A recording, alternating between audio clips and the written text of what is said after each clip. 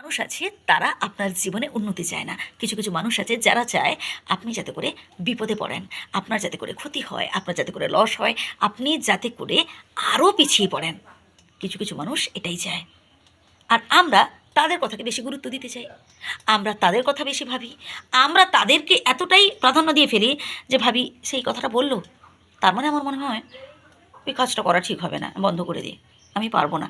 আরে ভাই, সে তো চায় যাতে করে আপনি কাজটা না করেন, ও তো চায় যাতে করে আপনার ডেভেলপ না হয়, তাই তো এরকম কথাবার্তা বলছে, তাই তো আপনার পেছনে লাগার চেষ্টা করছে। এটা কেন বুঝছেন না? আপনাকে এটা বুঝতে হবে। ওই মানুষটা আপনার শত্রু, ও তো চায় না যে আপনার ডেভেলপ হোক। আপনার কঠিন খারাপ সময় ছিল, সেই অবস্থাটা যেন এখনও থাকে, ও তো চায়। তাই চায় না যে আপনি যাতে করে ভালোতে থাকেন। আপনার যদি ভালো হয়ে যায় তাহলে তার লস হয়ে যাবে না? আপনি যদি তার থেকে উপরে উঠে যান তাহলে তার ক্ষতি হয়ে যাবে না? বুঝলেন? অতএব ওইসব মানুষদেরকে একদম গুরুত্ব দেবেন না। ওইসব মানুষগুলো কি বলছে কানে নেবেন না। যদিও জোরপূর্বক কানে ঢুকে যায়, এখানে শুনবেন, এখান দিয়ে বের করে দেবেন। পাত্তা দেবেন না, জাস্ট পাত্তা দেবেন না। আপনি আপনার কাজ করে যান, কঠিন পরিশ্রম করুন, মনোবল বাড়ান। যে কাজ করছেন ওই কাজটা মন দিয়ে করুন, দেখবেন আপনি অবশ্যই জিততে পারবেন। অবশ্যই দেখুন, ভালো কাজের ফল আপনি পাবেনই। আপনি যদি ভালো কাজ করেন না, তার ফল অবশ্যই পাবেন। আর আপনি যদি খারাপ কাজ করেন, সে ফলও আপনাকে ভোগ করতে হবে।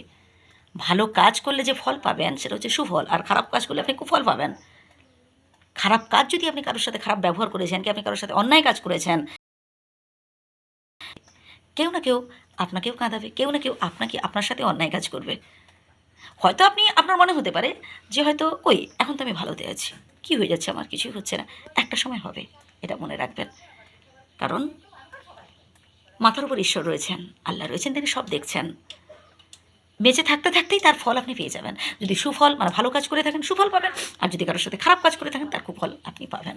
সে ফল আপনাকে ভোগ করতে হবে। তাই কারোর সাথে কখনো খারাপ কাজ করতে যাবেন না, কারোর সাথে খারাপ ব্যবহারও করবেন না, অন্যায় কাজ করবেন না, এমন কিছু করবেন না যাতে আপনার কারণে সে আঘাত পায়, আপনার জন্য সে চোখের জল ফেলে।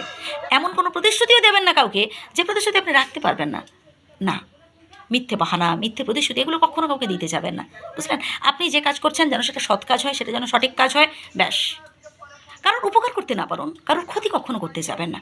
মানুষের উপকারে যদি নাও লাগতে পারেন, ঠিক আছে, চুপ করে থাকুন, সরে আসুন না হলে সেখান থেকে। কিন্তু কারোর ক্ষতি করতে যাবেন না, কুবুদ্ধি দিতে যাবেন না। এমন কোনো বুদ্ধি দিলেন হয়তো তার পরিবারে দেখা গেল আপনার সেই বুদ্ধিটা সে কাজে লাগিয়ে তার পরিবারটা তছনছ হয়ে গেল।